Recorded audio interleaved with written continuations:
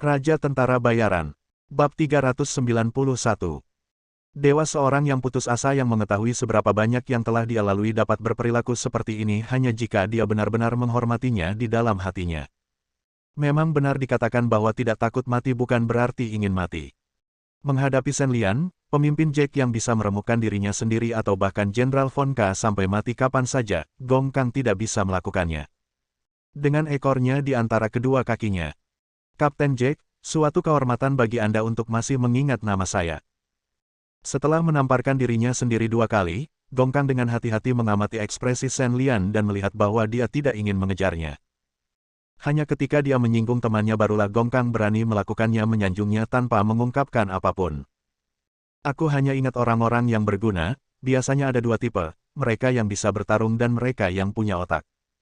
Kamu dianggap pintar, tapi kenapa kamu melakukan sesuatu yang bodoh hari ini? Shen Lian melemparkan pandangan jahat ke arah Gong Kang, dia sangat ketakutan bahwa kakinya menjadi lemah dan dia merasakan hawa dingin di punggungnya. Aku. Perubahan sikap Shen Lian yang tiba-tiba membuat Gong Kang tidak yakin harus berkata apa. Melihat adegan ini, Shen Lian tertawa di dalam hatinya. Jelas bahwa Gong Kang takut, dan yang diinginkan Shen Lian adalah dia takut. Tidak ada yang boleh mengatakan apapun tentang kedatanganku ke sini, termasuk Feng Ke, jika tidak, kalian semua akan dikutuk, mengerti? Nada tenang Shen Lian mengandung sedikit rasa dingin yang membuat Gongga bergidik paling tahu di dalam hatinya bahwa kata-kata Shen Lian bukanlah ancaman biasa, tetapi peringatan bahwa dia pasti akan melakukannya. Ning, aku mengerti, tentu saja aku mengerti. Setelah mobil Shen Lian pergi, Gongga memanggil semua saudara di pos pemeriksaan di depannya. Orang yang baru saja lewat adalah pedagang batu giok Tiongkok biasa. Anda tidak mendengar apapun dan tidak melihat apapun. Apakah Anda mengerti? Melihat Shen Lian dan yang lainnya berjalan pergi, Gongga mendapatkan kembali sikapnya sebagai seorang pemimpin. Dimengerti. Jawab para milisi serempak. Setelah mengangguk, Gongga mengeluarkan pistolnya, mengarahkannya ke dai prajurit yang mengumpulkan 2 bungkus rokok Shen Lian, dan dengan tegas menarik pelatuknya. Bang! Mereka yang tidak mengerti akan mengalami nasib yang sama seperti dia. Setelah mengeksekusi prajurit yang menyebabkan dia diperingatkan oleh Kapten Jack, Gongga merasa sedikit lebih baik. Meski tentara di sekitarnya sedikit terkejut, mereka tidak berkata apa-apa. Mereka dengan rapi mengumpulkan jenazah rekannya, lalu terus berjaga di pos pemeriksaan. Di Kota Emas Hitam, hal yang paling berharga adalah nyawa manusia. Semua prajurit tahu bahwa komandan pasti telah berhasil kali ini. Meskipun masalah ini tidak ada hubungannya dengan prajurit yang berbicara dengan Zhao Hongyu, bukan berarti demikian dia bisa terus hidup. Alasannya adalah siapapun yang diperintahkan atasannya untuk mati harus mati. Setelah melewati pos pemeriksaan terluar, Shen Lian dan yang lainnya diizinkan untuk pergi ke belakang tanpa menemui masalah apapun. Ini bukan pengaturan khusus oleh Gong Kang, tetapi seseorang yang dibebaskan oleh atasan berani menghentikan mereka. Harus saya akui bahwa Kota Emas Hitam masih sangat terbelakang dan belum bisa dibandingkan dengan kota metropolitan internasional seperti kota Tianhai. Berkendara ke dalam kota, jalanan masih sangat sempit. Sejauh mata memandang, hanya ada beberapa gedung bertingkat yang kurang bagus, dan kota kecil tingkat 6. Namun, meskipun Kota Emas Hitam terlihat sederhana, kekayaan di sini tidak sebanding dengan kota-kota kecil di tingkat ke-5 dan ke-6 Tiongkok. Selain menjadi tempat asal obat-obatan yang terkenal di dunia, Kota Emas Hitam juga kaya akan batu giok langka, menarik banyak pedagang batu giok dari negara tetangga untuk datang ke sini untuk mencari sumbernya. Seperti kita ketahui bersama, para pedagang perhiasan merupakan kelompok yang relatif kaya di era manapun. Berkumpulnya para pedagang kaya ini telah menjadikan Kota Emas Hitam sebagai pilar industri, yaitu industri hiburan. Selain pasar batu giok, hal paling makmur di Kota Emas Hitam adalah kasino dan bar yang berjajar di kedua sisi jalan. Di bawah pemerintahan Jenderal Von K, tempat ini telah menjadi tempat pembakaran emas yang tak terlupakan. Agar tidak menarik perhatian penduduk setempat, Shen Lian meminta Zhao Hongyu memarkir mobilnya di tempat parkir Hotel Guanhao, hotel terbesar di kota Heijin. Karena Anda seorang pedagang batu giok, Anda harus berpenampilan seperti pedagang batu giok, mengendarai mobil bisnis mewah, dan menginap di hotel kecil biasa. Itu akan sangat menarik perhatian.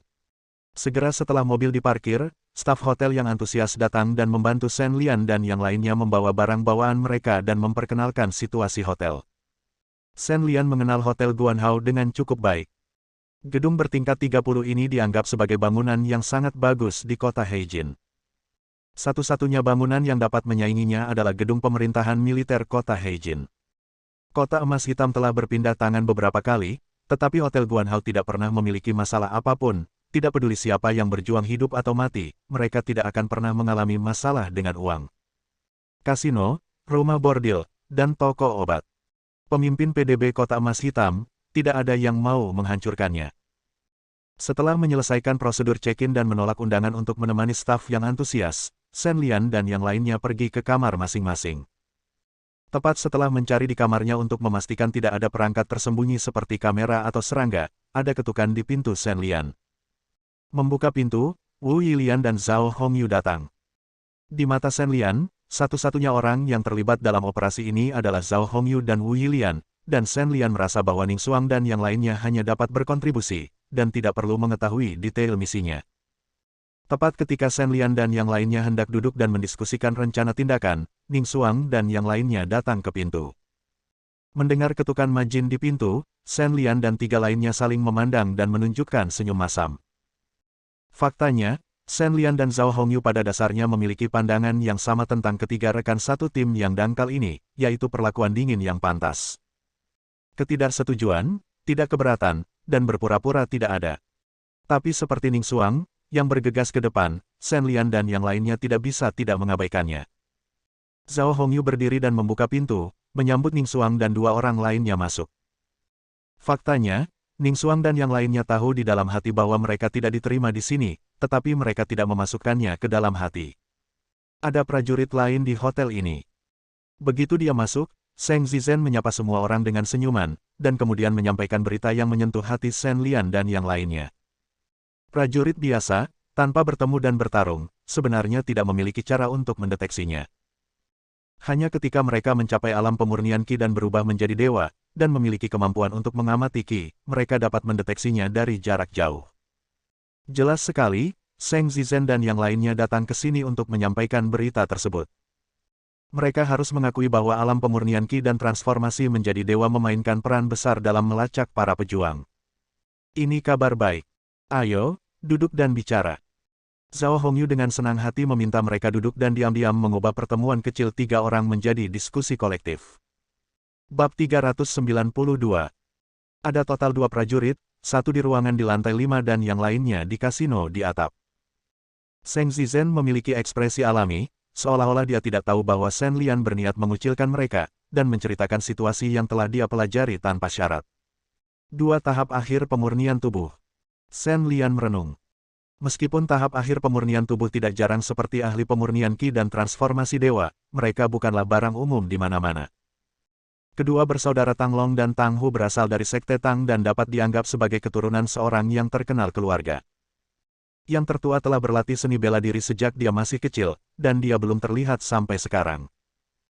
Sebenarnya dapat dilihat dari konferensi seni bela diri bahwa meskipun tahap akhir latihan tubuh bukanlah kekuatan tempur tertinggi dalam seni bela diri, tidak diragukan lagi itu adalah andalan, namun setiap pejuang sebelum usia 22 tahun sudah dianggap rekan pada tahap akhir pelatihan tubuh. Yah, kita belum menemukan orang lain. Bagaimana kalau menangkap mereka dulu? Zheng Zizhen menanyakan pendapat Shen Lian. Berada di tempat seperti Kota Emas Hitam, Zheng Zizhen juga secara tidak sengaja menimbulkan permusuhan jenis tempat tanpa hukum. Secara tidak sadar orang akan lebih tidak berhati-hati dalam melakukan sesuatu, dan lebih memilih menggunakan cara yang sederhana dan kasar untuk menyelesaikan masalah. Tidak perlu terburu-buru. Shen Lian melirik Zheng Zizhen, lalu menggelengkan kepalanya. Dengan adanya Zheng Zizhen dan Majin, Shen Lian tidak khawatir kedua prajurit ini akan melarikan diri. Dalam hal ini, Shen Lian tidak ingin mengambil tindakan secara langsung petunjuk tapi itu berhenti. Ada satu di kasino, kan? Ayo, kita temui dia bersama. Shen Lian berpikir sejenak, lalu berjalan keluar ruangan. Zheng Zizhen menatap Ning Xuang dengan tenang, dan melihat Ning Xuang sedikit mengangguk, lalu mengikuti langkah Shen Lian. Sebagai agen senior, Zhao Hongyu dan Wu Yilian tentu saja tidak akan ikut bersenang-senang. Shen Lian dan Zheng Zizhen cukup pergi untuk menanyakan berita tersebut. Naik lift ke lantai paling atas, Shen Lian dan Zheng Zizhen berkumpul dan tiba di kasino lantai atas yang paling banyak dibicarakan di Hotel Guanhao. Berbeda dengan keterbelakangan Black Gold City secara keseluruhan, kasino lantai atas Guanhao Hotel dekat dengan tingkat kelas 1 dunia dalam hal dekorasi dan fasilitas, yang cukup untuk dibandingkan dengan kasino terkenal yang pernah dikunjungi Shen Lian. Kasino yang indah didekorasi dengan mewah, tetapi tidak konvensional. Udara dipenuhi dengan aroma parfum kelas atas yang menawan. Semua tamu di kasino berpakaian bagus. Anda dapat melihat rokok yang menyala dan rokok di tangan para penjudi yang sedang bersenang-senang. Cerutu menunjukkan bahwa sistem ventilasi yang baik di sini secara efektif memecahkan masalah merokok di dalam ruangan. Di masa lalu, ketika mereka berada di kota emas hitam, Bruce dan yang lainnya akan datang ke sini untuk bermain di waktu luang mereka, tetapi ini adalah pertama kalinya Shen Lian ke sini, jadi lingkungan saat ini masih mengejutkan Shen Lian baik-baik saja. Pada saat itu, mari kita bermain beberapa permainan. Setelah menukarkan beberapa chip dari konter, Shen Lian mengambil koktail dari tangan gadis kelinci yang antusias dan dengan murah hati memberikan tip yang banyak. Kemudian, di bawah bisikan Sengzi, dia mendapatkannya lebih dekat. Prajurit itu. Ini adalah meja judi yang melempar dadu. Aturan mainnya sangat sederhana, dibagi menjadi dua pihak, bankir dan pemain. Pemain bertaruh pada ukuran atau berbagai bentuk poin. Semakin tinggi peluangnya. Untuk metode taruhan 50-50 seperti besar atau kecil, peluang yang didapat pada dasarnya adalah 1:1. Sedangkan untuk poin ajaib seperti 3, 6, 3, dan 5, peluangnya puluhan kali lebih tinggi, yang sangat menarik. Faktanya, bagi para pejuang di tahap akhir pelatihan tubuh, perjudian semacam ini relatif mudah. Mereka memiliki pendengaran yang jauh lebih baik daripada orang biasa. Mereka dapat dengan mudah menilai lintasan dadu dengan mendengarkan suaranya, dan menyimpulkan dari ini. Jumlah poin yang dikeluarkan dari cangkir saringan. Duduk di meja judi, Shen Lian memasang taruhannya dengan hati-hati seperti penjudi biasa, sambil diam-diam memperhatikan gerakan prajurit. Jelas sekali, orang ini adalah seorang veteran kasino. Dia memiliki kemampuan untuk mendengar poin di saringan. Dia tidak bertaruh secara liar untuk memenangkan uang, tetapi secara selektif kehilangan lebih sedikit dan menang lebih banyak, menciptakan ilusi keberuntungan pedagang. Siapapun yang menjalankan kasino tidak tahu ribuan trik. Kemampuan mendengarkan saringan disebut keterampilan nyata di Qianju, artinya keterampilan yang tidak didasarkan pada beberapa trik menipu, tetapi dikembangkan melalui pelatihan nyata. Setiap industri memiliki aturannya masing-masing. Dalam industri perjudian, keterampilan praktis tidak dianggap luar biasa karena tidak curang. Tentu saja, kasino terbuka untuk berbisnis untuk menghasilkan uang. Ketika bertemu dengan master yang mengetahui keterampilan praktis, kasino juga memiliki aturannya sendiri aturan. Cara mengatasinya. Pertarungan antara dealer dan penjahat merupakan masalah sejarah. Untuk menghadapi keterampilan praktis mendengarkan dadu, dealer memiliki beberapa cara. Yang paling rendah adalah dengan berteriak sambil mengocok dadu untuk mengganggu pendengaran para penjudi terdengar. Yang lebih maju adalah menggunakan ventriloquy untuk mensimulasikan suara dadu yang mengenai saringan untuk membingungkan para penjudi dan membuat mereka kehilangan chip terakhir di tangan mereka ketika mereka 100 kali yakin bahwa mereka bisa menang. Prajurit di depannya tampil sangat baik, dan dealer masih bermain dengannya secara normal dengan senyuman di wajahnya. Untuk membuatnya lebih sulit, Shen Lian mengambil tindakan. Dapat dikatakan bahwa membuat masalah adalah hal yang paling mudah untuk dilakukan. Shen Lian, yang sebelumnya masih berperan sebagai seorang amatir, mengubah situasinya dan memenangkan kembali semua uang yang baru saja hilang. Hanya saja cara menang seperti ini membuat baik dealer maupun pendekar tidak senang. Setiap kali prajurit itu membuat taruhan yang benar, Shen Lian akan memasang taruhan dengannya. Setelah memasang taruhan, dia akan mengatakan sesuatu seperti berkah bodhisattva dan meminjam keberuntungan prajurit itu juga bertaruh. Semuanya adalah taruhan besar. Bandar secara alami tidak akan senang jika dia kehilangan uang, dan prajurit itu merasa canggung, menatap Shen Lian dengan mata penuh ketidaksenangan. Anda harus tahu bahwa dia sendiri tidak berani memasang taruhan sebesar itu.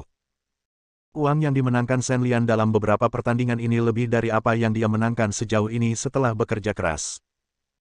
Perasaan ini seperti ketika Anda sedang mengikuti ujian dan Anda menunjukkan jawaban Anda kepada orang lain, tetapi orang yang jelas-jelas buta dan tidak mengerti pada akhirnya mendapat nilai lebih baik dari Anda.